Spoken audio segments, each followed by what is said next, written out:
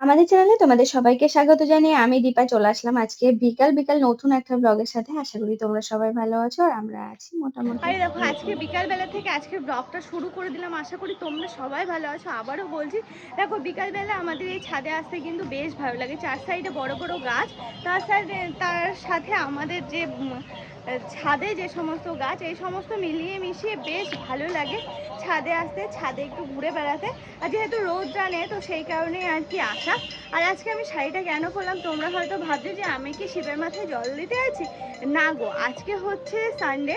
তো আজকে না আমার খুব ইচ্ছা ছিল, মানে এবছর যে আমি এবার বাবার মাথায় জল দেব।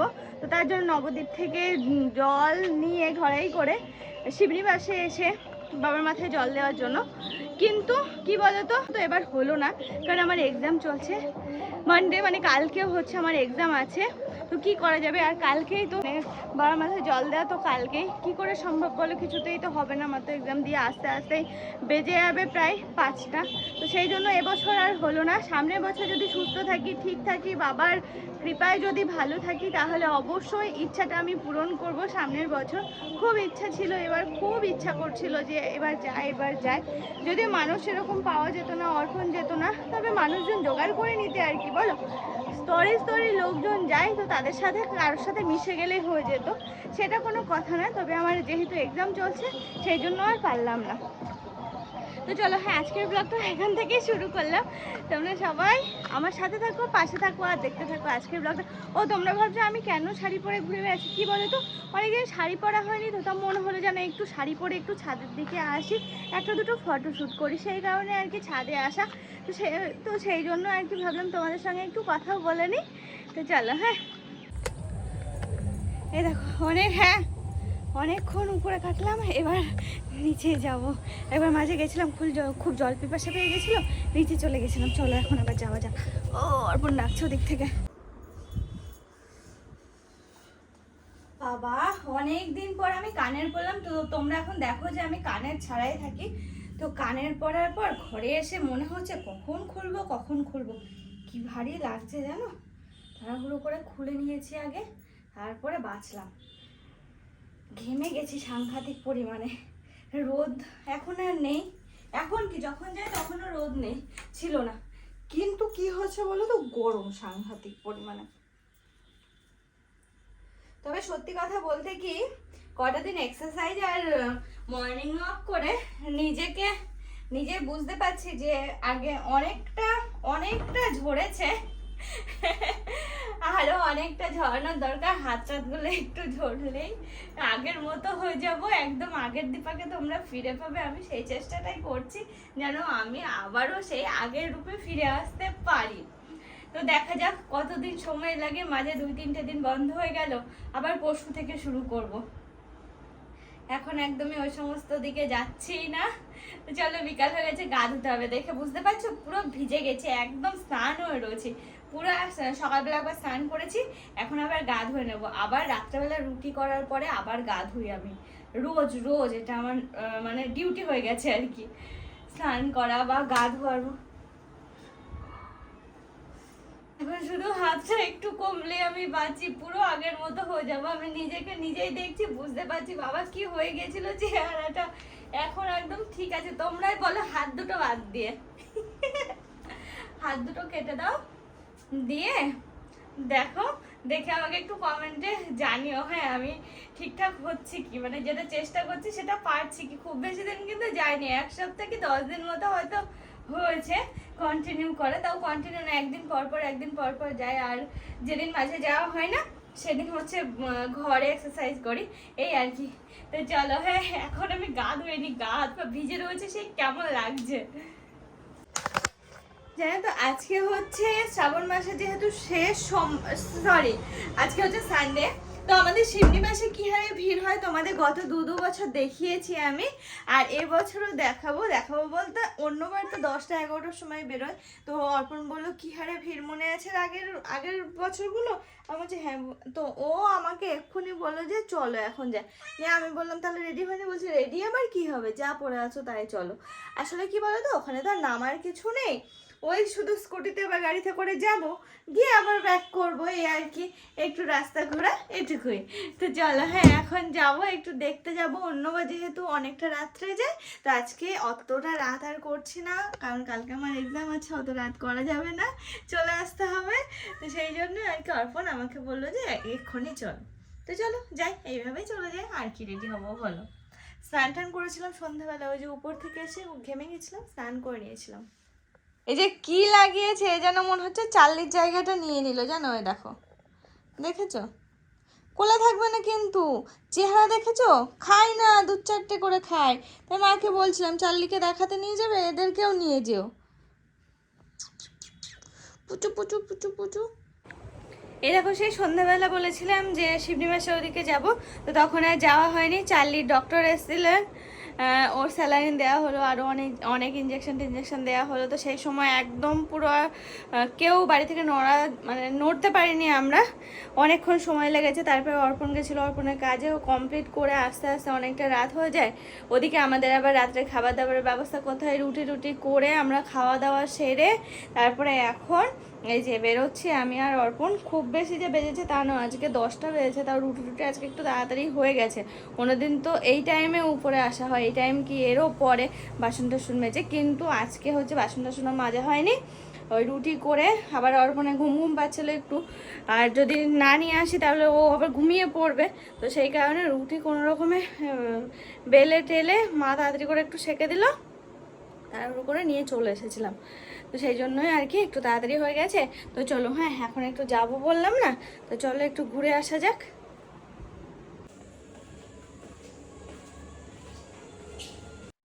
দেখো চার্লিকে এখানে শুইয়ে রেখে ওকে স্যালাইন দেওয়া হলো, ইঞ্জেকশন দেওয়া হলো, তো সেই কারণে এখানে নিয়ে আসা। আর আমাদের সবার মধ্যে থাকলে ওর মনটাও একটু ভালো থাকবে, যেহেতু তোমরা দেখতে যে ও এই জায়গাতেই আগে বেশিরভাগ সময় বসে থাকতো। তো ওকে এখন তুলে রেখে তারপর আমরা বেরোবো।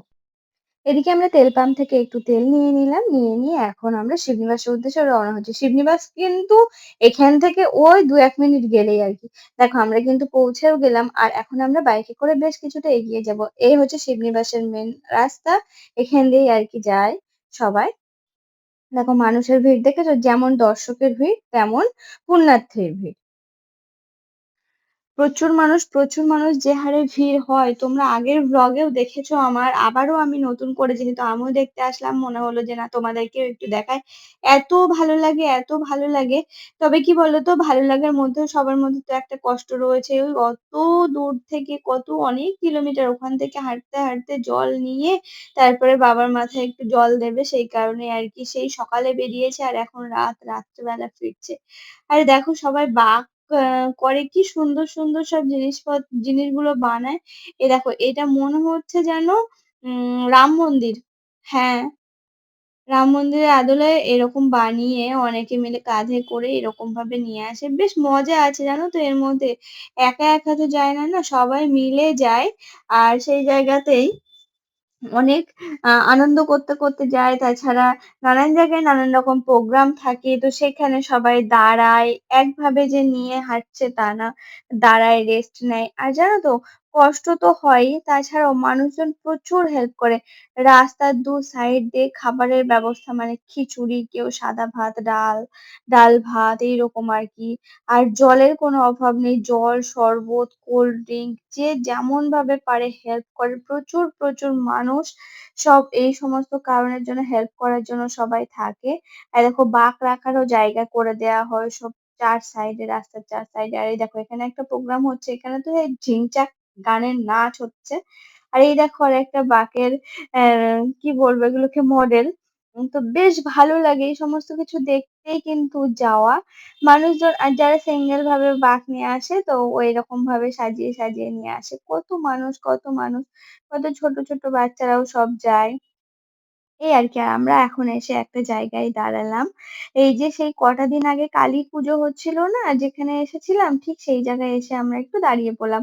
অন্যবার না আরো এগিয়ে যেত, অর্পণকে বললাম যে না এবার আর যেতে হবে না, এমনিতেও মন মেজাজ ভালো নেই সেরকম, কিন্তু অর্পণ ওই সন্ধ্যা হতে না হতেই আমাকে বলেছিল। আমি এবার আর বলিনি যে চলো, কারণ দেখো আমাদের বাড়ির সবারই কিন্তু মন মেজাজ সেরকম ভালো না, কিন্তু তার মধ্যে একটু ভালো থাকার চেষ্টা। আর অর্পণের কথা কি বলবো, অর্পণের যা অবস্থা তোমাদেরকে দেখাবো, ওকে তো আমি সেরকম ভাবে দেখাতেই পারছি না।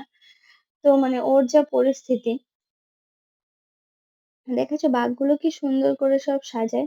যাই হোক, ভাবলাম যে না একটু যাই, ওর যদি একটু মনটা ভালো হয় সেই কারণে আর কি আসা। আর ও আমাকে বললো যে চলো যাই, ও হয়তো ভেবেছে দীপা একভাবে বাড়িতে রয়েছে, ওকে একটু নিয়ে একটু ঘুরিয়ে আসি, প্রতিবার যেহেতু যাওয়া হয়, তো সেরকম ভাবে আর কি। জানো তো, তোমাদের সঙ্গে একটা কথা বলতে খুব ইচ্ছা করছে, জানি এই সময় এই কথাটা বলা ঠিক হবে না, তাও মনে হলো। এই যে চালির শরীর খারাপ হওয়াতে না, অর্পণের জীবনের অনেক কিছু উপলব্ধি করতে পারলো, অনেক কিছু, যেটা ওকে পুরো দুমড়ে মুচড়ে খাচ্ছে। কিন্তু এই জায়গায় না দাঁড়িয়ে আমারও কিচ্ছু করার নেই। আমার পুরো হাত পা গোটানো, আমার তো কোনো উপায়ও নেই, না বলো? চার্লির শরীর খারাপ, ওখানে আমি কি করতে পারি? আমি যতই ওর ওয়াইফ হই না কেন, মেন্টালি সাপোর্ট একটু হচ্ছে, তাও ও ওর একার মতো থাকতে চাইছে। তো দেখা যাক, এই দেখো ছাড়ো ওই সমস্ত কথা। আর এখানে বাঘ নিয়ে আসছে প্রচুর মানুষ, তোমরা দেখতেই পাচ্ছ, আর দেখেছো মোটর ভ্যান যাচ্ছে, এরকম কিন্তু প্রচুর মানুষ নানান রকম ভাবে আসার চেষ্টা করছে ওই শিবনিবাস মন্দিরে, বাবার মাথায় একটু জল দেবে বলে। তো এই দেখো, শুধু মোটর ভ্যানে তা নয়, যে যেরকম ভাবে পাচ্ছে, ধরো অটোতে করে, কেউ বাইকে করে, আর যারা হাঁটার অবস্থায় আছে তারা হেঁটে, তাছাড়া যারা গাড়িতে আসছে তারা যে পুরোটা গাড়িতে আসছে তা নয়, তারা কিন্তু কিছুটা হেঁটে কিছুটা গাড়িতে, এরকম। তারপরে দেখো আমরা চলে আসলাম শিবনিবাস যে মেন ব্রিজটা না, সেই ব্রিজের সামনে। আর এই দেখো দু সাইডে মানুষ, দেখেছো সবাই কিন্তু শুয়ে বসে কাটাচ্ছে। সবাই পৌঁছে গেছে দেখে এগুলো সবাই শুয়ে টুয়ে আছে, প্রচুর মানুষ, আগেও সবাই এসেছে। আর যে জায়গাগুলো দিয়ে ঘুরে আসলাম সেই জায়গার রাস্তার দু সাইডেও কিন্তু মানুষ সবাই শুয়ে বসে কাটাচ্ছে। তাছাড়া নানান জায়গায় নানান রকম প্রোগ্রাম হচ্ছে। যেটুকু রাস্তায় গেছিলাম সেটুকু যেতে না যেতে দেখলাম যে 4টে জায়গায় প্রোগ্রাম হচ্ছে, মানে প্যান্ডেল করে, কোথাও মিউজিক বাউল গান, কোথাও ঝিনচাক গানের নাচ, এরকম আর কি। হ্যাঁ দেখো, আর এই ব্রিজের দু সাইডে দেখেছো মানুষ সবাই রেস্ট নিচ্ছে এখানে শুয়ে, কারণ সবাই তো জানে যে মন্দিরে প্রায় পৌঁছেই গেছি, তো এখন একটু রিল্যাক্স করি। রিল্যাক্স আর কি, পা হাত পায়ে যে হারে ব্যথা হয় মানুষজনের দেখলেই তো বোঝা যায়। দেখো সবাই শুয়ে আছে, আর এখানে লাইটের ব্যবস্থা বেশ অনেক। আর জানো তো, এবার একটা জিনিস খুব খেয়াল করলাম, সব বাচ্চা বাচ্চা মেয়েরা, বাচ্চা বাচ্চা বাচ্চা এই দেখো ছেলেরা ফাইনালি অনেকে আমরা গেছে। বাড়ি ফিরলাম। এখন রাত কটা বাজে বলো তো? এই দেখো 12:10। 12:10-এর সময় আজকে আমরা মানে ফিরে আসলাম। এর আগের বার এর থেকে বেশি রাত হয়েছিল, তবে এবার ভিড়টা একটু কম দেখলাম। তবে মানুষজনের সংখ্যা কিন্তু কম না, মানুষজন সব আগে আগে চলে এসছে জানো তো এবার। আর অন্যবার এই যে সারা রাত ধরে হাঁটে, এবারও হাঁটবে কিন্তু তুলনায় কম। ও বাবা,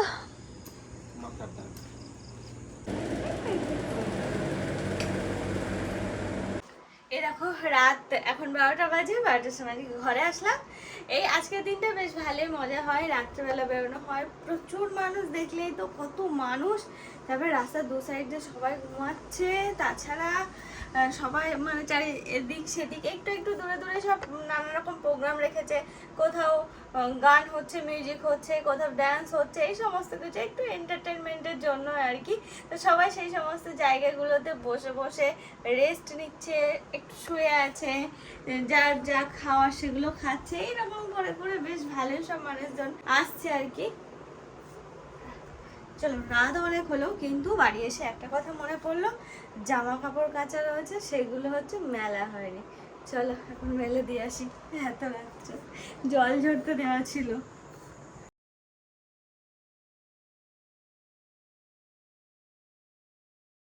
এই দেখো এখন বাড়িতে রোজই অনেক অনেক করে কাচাকুচি হচ্ছে, তো প্রতিদিনেরটা প্রতিদিন হয়তো তোলা হয় না, কেন বলো তো, শোকায় না, না ওয়েদার তো এখন সেরকম না, একটু নরম নরম ওয়েদার থাকছে। তো সেই কারণে আর কি, যেগুলো একটু শুকিয়ে গেছে সেগুলো তুললাম, আর সেই জায়গাগুলোতে ভেজা জামা কাপড়গুলো নিয়ে সেই মেলে দিচ্ছি। তো চলো, হ্যাঁ আজকের ব্লগটা এই পর্যন্ত রাখছি, তোমাদের কেমন লাগলো অবশ্যই কিন্তু জানাতে ভুলো না, আর আমার সাথে থেকো।